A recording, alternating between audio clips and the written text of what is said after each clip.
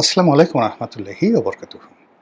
সম্মানিত দর্শক, আমরা সম্ভবত আমাদের যে সমুদ্র উপকূল বঙ্গোপসাগর এটি নিয়ে একটা ঝামেলায় পড়তে যাচ্ছি। বঙ্গোপসাগরের সঙ্গে ভারত মহাসাগরে যে সংযোগ রয়েছে, সেই সংযোগ স্থলে পৃথিবীর বড় বড় যে পরাশক্তিগুলো রয়েছে সেটা যার যার অবস্থান তারা ভারত মহাসাগরে করে রেখেছে। তো এই যে ভারত মহাসাগরে British navy, royal navy, American navy বা আমেরিকান তো নেভি না, আমেরিকান মেরিন বলা হয়, আমেরিকান মেরিন। তো ওরা নেভাল ফোর্সটাকে 3D যেটাকে ব্যবহার করা হয় সেটাকে মেরিন বলা হয়, জলস্থল অন্তরিক্ষে। তো সেটা তারা করছে এবং তাদের সেখানে সেই বেশ কয়েকটি পোতাশ্রয় আছে ভারত মহাসাগরে। এদিকে চীন সেই ভারত মহাসাগরের কাছাকাছি, ভারত মহাসাগরের ভেতরে, তার বাইরে উত্তর চীন সাগর, দক্ষিণ চীন সাগর এবং মালাক্কা প্রণালী, মানে ইন্দোনেশিয়ার সাথে যে স্পাইসি রুট যেটিকে বলা হয়, স্পাইস রুট, মালাক্কা প্রণালী, এটা কিন্তু হরমুজ প্রণালীর মতে খুবই গুরুত্বপূর্ণ, ভীষণ রকম।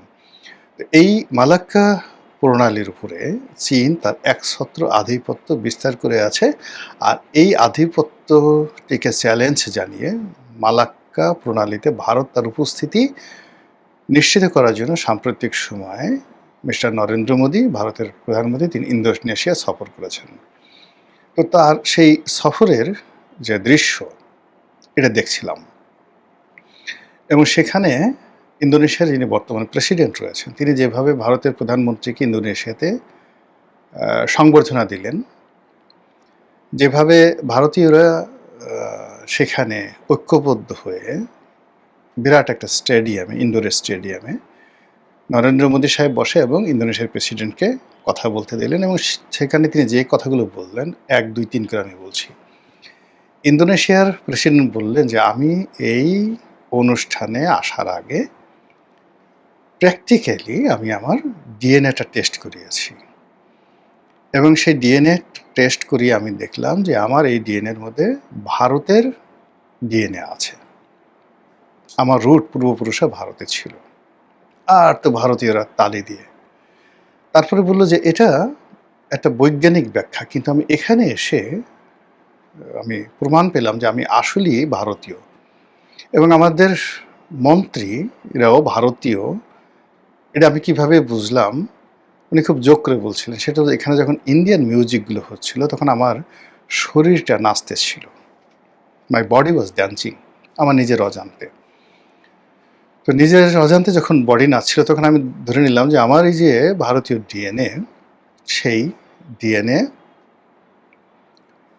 ওই ভারতীয় মিউজিক শুনে সে তার আমার অজান্তে কমান্ডের বাইরে আমার বডিকে নাচাচ্ছিল। আর আমি যখন নাচছিলাম তখন আমার মন্ত্রী যারা বসে আছেন তারাও নাচছিল এবং গাইছিল। তো আমার মনে হচ্ছে তাদের ডিএনও ভারতীয় এবং নরেন্দ্র মোদী শুধু এই কথা বারবার শুনছেন আর বারবার 2 হাত কপালে তুলে ইন্দোনেশিয়ার প্রেসিডেন্টকে স্বাগত জানাচ্ছিলেন বা কৃতজ্ঞতা প্রকাশ করছিলেন। অন্যদিকে মিস্টার নরেন্দ্র মোদী যখন যাচ্ছিলেন তিনি একটা ছবি তার যে এক্স হ্যান্ডেলে তিনি সেটা দিয়েছেন, সেখানে দেখা গেল যে তাকে রিসিভ করার জন্য ইন্দোনেশিয়ার যে ওয়ার প্লেনগুলো রয়েছে, জঙ্গি বিমানগুলো রয়েছে, ব্যাপকভাবে তাকে এই সংবর্ধনা দিয়ে, গার্ড অব অনার দিয়ে, আকাশ থেকে গার্ড অব অনার দিয়ে নরেন্দ্র মোদীকে সেখানে আহ্বান তারা জানালো। এবং আপনারা জানেন যে ইন্দোনেশিয়ার যে জাতীয় প্রতীক গারুদা, গারুদা, এই গারুদা প্রতীকটি মূলত হিন্দুদের একটা দেবতা এবং ওখানে বহু সংখ্যক হিন্দু ধর্মাবলম্বী ইন্দোনেশিয়াতে আছে। তো এখন এই যে নরেন্দ্র মোদীর যে ইন্দোনেশিয়া সফর এবং এখানে যেভাবে ইন্দোনেশিয়া বিশ্বের বৃহত্তম মুসলিম দেশ এবং ইন্দোনেশিয়া বলল যে আমরা, প্রেসিডেন্ট বললেন যে ভারত এবং ইন্দোনেশিয়া দেশ শুধুমাত্র বৃহত্তম, একে তো তারা বৃহত্তম মুসলিম দেশ আর গণতান্ত্রিক দেশ হিসেবে মানে 4র্থ বৃহত্তম দেশ, 4th লার্জেস্ট কান্ট্রি, আর বিশ্বের 1 নম্বর গণতান্ত্রিক দেশ হলো ভারত। মানে জনসংখ্যার দিক থেকে 1.4 বিলিয়ন, মানে 140 কোটি মানুষ সেখানে আছে। এবং এই যে 140 কোটি মানুষের সঙ্গে ইন্দোনেশিয়ার যে জনসংখ্যা একীভূত করে তারা মূলত এই মুহূর্তে যে প্যাক্ট করতে চাচ্ছে, সেই প্যাক্টটি হলো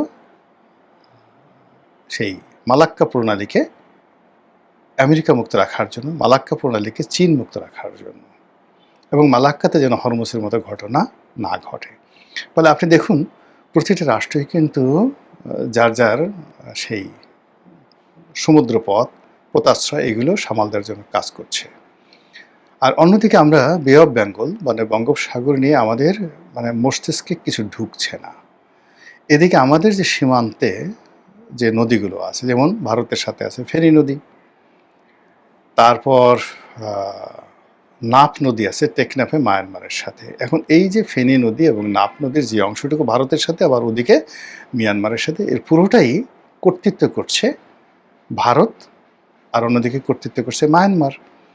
আমাদের নেভাল ফোর্স আছে, সব কিছু আছে, আমরা মাঝে মধ্যে সেখানে টহল দিচ্ছি, কিন্তু ওরা আমাদের জেলেদেরকে ধরে নিয়ে যাচ্ছে, লোকজনকে ধরে নিয়ে যাচ্ছে এবং একটা যুদ্ধাবস্থা তারা চালাচ্ছে, কিন্তু আমরা কিছুই করতে পারছি না। তো যেখানে দুটো নদীকে ঠিক করতে পারছি না, সেখানে বঙ্গোপসাগর নিয়ে তো কল্পনাই করা যায় না। এখন বঙ্গোপসাগরে পাকিস্তান এখানে সাবমেরিন পাঠাবে, আমেরিকা এখানে পুরো বঙ্গোপসাগরের উপর কর্তৃত্ব নেওয়ার জন্য, এবং এখানে মহীসোপান হিসেবে আমাদের বাংলাদেশের ভূমি এবং সেন্ট মার্টিন, টেকনাফ, উখিয়া এই অঞ্চলকে তারা টার্গেট করে এর যে মোহনায় যে আপনার মায়ানমারের যে অংশটুকু রয়েছে রাখাইন রাজ্য, সেটাকে টার্গেট করে আমেরিকা সর্বশক্তি নিয়োগ করছে এই বে অফ বেঙ্গল কেন্দ্রিক। তাদের টোটাল ম্যারিন ফোর্সগুলো তারা এখানে নিতে চাচ্ছে। আর এটা চীন করতে দেবে না, এবং চীন সেটা করতে দেবে না। এজন্য বঙ্গোপসাগরের মোহনায় চট্টগ্রাম বন্দর বললে, যে চট্টগ্রাম বন্দরের বলে অনেকে সেখানে আমেরিকা রাজি হবে না। এই জন্য মংলা বন্দরকে কেন্দ্র করে সেখানে মংলা বন্দর উন্নয়নের জন্য চীন সেখানে প্রজেক্ট করতে চাচ্ছে। ফলে বোঝার চেষ্টা করুন যে আমাদের এই বঙ্গোপসাগর এই মুহূর্তে কিভাবে যুদ্ধের অধিক্ষেত্র বা যুদ্ধের দামামা বাজার মতো একটা অবস্থা বা পরিস্থিতি তৈরি হয়েছে। আবার আপনি যদি চিন্তা করেন যে এই বঙ্গোপসাগরকে কেন্দ্র করে যদি পরাশক্তিগুলো আমাদেরকে টানে, মানে তারা নিজেরা কিন্তু যুদ্ধ করবে না।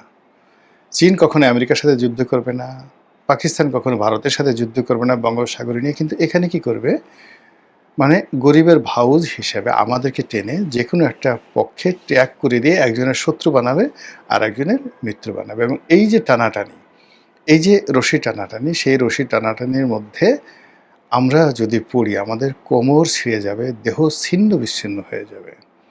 কিন্তু এগুলো মোকাবেলা করার জন্য আমাদের কোনো রকম প্রস্তুতি নেই। গেল বঙ্গোপসাগর। এরপরে যেটা শুরুতে বলছিলাম, নাফ নদী, টেকনাফের নাফ নদী। এই নাফ নদীর উপকূলে বঙ্গোপসাগর এর যে অংশ পাড়ি দিয়ে সেন্ট মার্টিন, পুরো এলাকাটা মানে আমাদের জন্য আসলে এখন বিরাট একটা ঝামেলার বিষয় হয়ে গেছে। শুধু তাই নয়, কক্সবাজার, পুরো কক্সবাজার জেলা, বান্দরবন, খাগড়াছড়ি, এটি আমাদের জন্য এখন একটা গলার কাঁটায় হয়ে গেছে। এবং এখানে আমাদের সেনাবাহিনী, আমাদের বিজিবি, আমাদের পুলিশ, আমাদের সরকারি কর্মকর্তা এবং ওখানে যারা বসবাস করছেন, বাংলাদেশ রাষ্ট্রের প্রতি আনুগত্য যারা দেখাচ্ছেন, পাহাড়ি এবং বাঙালি, সবাই এখন চতুর্মুখী চক্রান্তের মধ্যে পড়েছেন। ওই পাহাড়কে কেন্দ্র করে, ওই এলাকাকে কেন্দ্র করে সেই বিভিন্ন মিলিট্যান্ট গ্রুপ, এটা রোহিঙ্গাদের মিলিট্যান্ট গ্রুপ হতে পারে, কুকিসিনদের মিলিটারি গ্রুপ হতে পারে, শান্তি বাহিনী হতে পারে, পাহাড়ি হতে পারে, অন্ততপক্ষে 20 থেকে 25টি সশস্ত্র গ্রুপ এই পুরো পাহাড়ি এলাকাকে তারা টার্গেট করে তারা যে তাণ্ডব চালাচ্ছে, তাতে করে ওই এলাকার মানুষের জীবন তছনছ হয়ে গেছে। এবং ওখানে যারা সরকারি কর্মকর্তা আছেন, এমনকি মিলিটারি পার্সোনাল আছেন, তারা কেউ কিন্তু স্বস্তিতে নেই। অথচ ওই পুরো এলাকাটি আমাদের জন্য আসলে আল্লাহ রাব্বুল আলামিন ভূস্বর্গ হিসেবে দান করেছেন, কিন্তু আমরা এই জিনিসগুলো সামাল দিতে পারছি না। এরপর আসেন ভারতের প্রায় 4000 কিলোমিটার সীমান্ত। এর বেশিরভাগ অঞ্চল ভারত ইতিমধ্যে কাটা তারের বেড়া নির্মাণ করেছে। আর যে সকল অঞ্চল ৩০০ বা ৪০০ কিলোমিটারের মতো জায়গা এখনও কাটা তারের বেড়া তৈরি হয়নি, কিন্তু এই এলাকা দিয়ে প্রতি মুহূর্তে ভারত বাংলাদেশে পুশিং করার জন্য যে চাপের মধ্যে রেখেছে আমাদের নেভিকে, আমাদের বিজিবিকে, পুলিশকে এবং সীমান্তে বসবাসকারী সাধারণ জনগণকে। একদিন দেখলাম যে মুষলধারে বৃষ্টি হচ্ছে। তো সেই বৃষ্টির মধ্যে মানে বুক পরিমাণ পানি, সেই পানির মধ্যে অস্ত্র নিয়ে বিজিবির যারা লোকজন তারা সীমান্ত পাহারা দিচ্ছে। এই নির্মম দৃশ্য, এই যে এই মানসিক চাপ নিয়ে একটা যুদ্ধ অবস্থা নিয়ে আপনি বেশি দিন আসলে এগোতে পারবেন না। সেই কাজগুলো কিন্তু এখন হচ্ছে। আর এগুলোর যে কূটনৈতিক সমাধান, ডিপ্লোম্যাটিক সলিউশন আমরা করতে পারছি না। এগুলোর মিলিটারি সলিউশন আমাদের জন্য একেবারে অসম্ভব। আর এই মুহূর্তে যেটি সম্ভব সেটা হলো জাতীয় ঐক্য। সেই ঐক্যের জায়গাগুলো রীতিমতো বড় বড় ফাটল তৈরি হচ্ছে।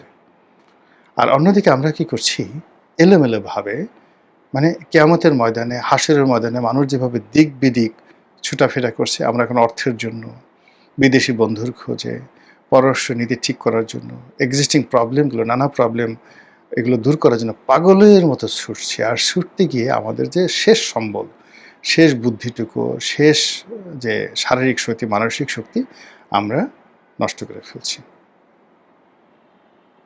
আর এ সমস্ত কারণে পুরো দেশ এবং জাতি একটা নিদারুণ অনিশ্চয়তা, নিদারুণ অস্থিরতা এবং একটা কষ্ট এবং দুর্ভোগ দুর্দশার মধ্যে আমরা ধেয়ে চলছি, এগিয়ে চলছি অনিশ্চিত যাত্রাপথে। মহান আল্লাহ আমাদের সবাইকে হেদায়েত দান করুন এবং হেফাজত করুন। আসসালামু আলাইকুম ওয়া রাহমাতুল্লাহি ওয়া বারাকাতুহু।